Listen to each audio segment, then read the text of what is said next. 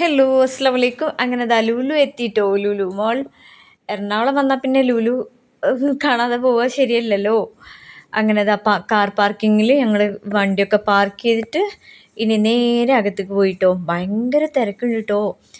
അപ്പോൾ എന്തൊക്കെയൊക്കെയോ അനൗൺസ്മെൻറ്റ് ഇങ്ങനെ കേൾക്കുന്നുണ്ട്. ഞാനൊരു പാട്ടും ബഹളമൊക്കെ അത് എവിടുന്നാന്ന് അറിയാൻ വേണ്ടിയിട്ട് തിരക്കിൽ കൂടെ പോയി. ബുഷ് ഒരിടത്ത് പോയി, ഞാനൊരിടത്ത് പോയിട്ടോ. രണ്ടാളും രണ്ട് വഴിക്കായി തിരക്ക് കണ്ടപ്പോഴേ.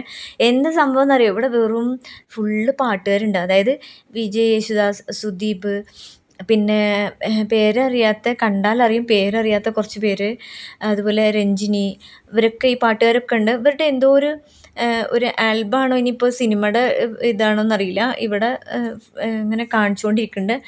അതിൻ്റെ ഒരു ഉദ്ഘാടനമോ അല്ലെങ്കിൽ ഇനാഗ്രേഷനോ എന്ത് വേണമെങ്കിലും പറയട്ടോ. ഇങ്ങനെ ഇത് പറയാമെന്ന് എനിക്കറിയില്ല. അതുണ്ടോ, ഇത് ഉദ്ഘാടനം എന്ന് പറയാം നമുക്കില്ലേ. ഉദ്ഘാടനം ചെയ്യാൻ നിൽക്കുകയാണ് ഇവർ.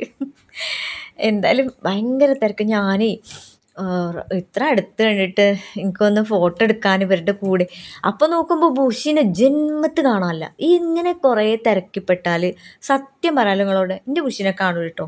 എവിടേക്കാ ഈ മനുഷ്യന് അപ്രത്യക്ഷമാവണമെന്ന് ഐ ഡോണ്ട് നോ. എപ്പോഴും ഞാൻ ശ്രദ്ധിച്ചൊരു കാര്യമാണത്.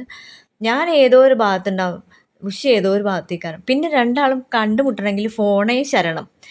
എന്തായാലും ശരി, ഇവരുടെ പരിപാടിയൊക്കെ കഴിഞ്ഞ് ഇവർ ആട്ടവും പാട്ടമൊക്കെ ആയിക്കഴിഞ്ഞ് അതൊക്കെ കഴിഞ്ഞിട്ട് ഇവർ അങ്ങോട്ടും ഇങ്ങോട്ടും കുശലാന്വേഷണവും നടത്തി.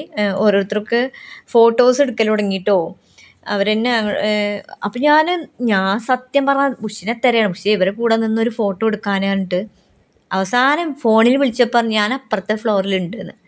ഇത്രയും ഇവിടെ തിരക്കും ഇതും നടക്കുമ്പോൾ ഇവിടെ അല്ലാതെ പിന്നെ അവിടെ എന്ത് കാണാൻ എൻ്റെ ബുഷ് പോയിക്കണേ എനിക്കറിയില്ല. ബുഷ് വരുമ്പോഴത്തേനും ഞാൻ രഞ്ജിനി മാമിൻ്റെ കൂടെ ഒന്ന് എടുത്തു, ബുഷ് വന്നിട്ട് ഇവരെ കൂടെ എടുത്തു. അപ്പോൾ ഓക്കെ, ടാറ്റ ബൈ ബൈ.